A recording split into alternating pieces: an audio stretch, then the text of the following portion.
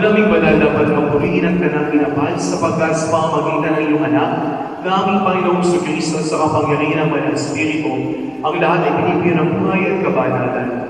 Walang samang hindi po na iyong sambayanan, upang mula sa pagsikat hanggang sa paglubog ng araw, may dog na malinis na alay para sambahin ang iyong ngalan.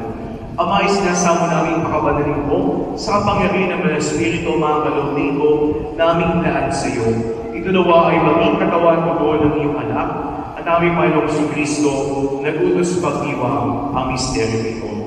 Doon gabing pinagkano na siya, inawakan niya ang tinapay, pinasalamatan kanya, pinagkatihati niya iyon, iniamot sa kanyang mga alagad, at sinabi, "Tanggapin yung langit ko at kanin, ito ang aking katawan, na ihanap para sa iyo."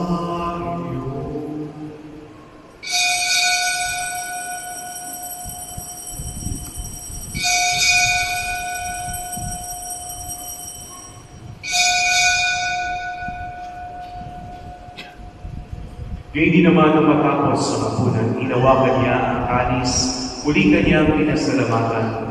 Iniabot niya ang kanis sa kanyang mga alagad at sinabi, "Tanggapin yung langit mo at ilupin, ito ang kanis na aking dugo, nang bago at walang hanggang iman, ang aking dugo na ibubuhos para sa inyo at para sa lahat. Sa pagpapatawad ng mga kasalanan, gawin niyo ito sa pag-alala sa akin."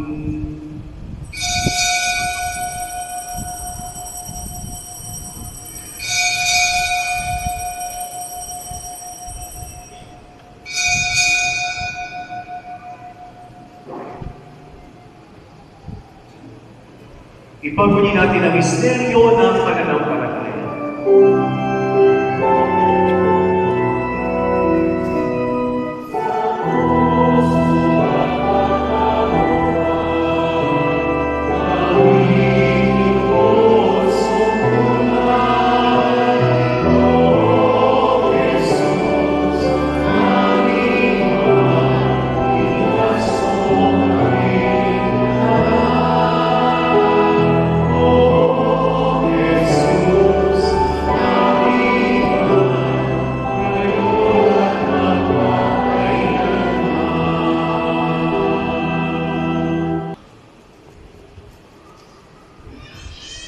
Sa pamamagitan ni Kristo, kasama niya at sa Kanya, ang lahat ng parangal at papuri ay sa iyo, Diyos Ama, makapangyarihan, kasama ng Espiritu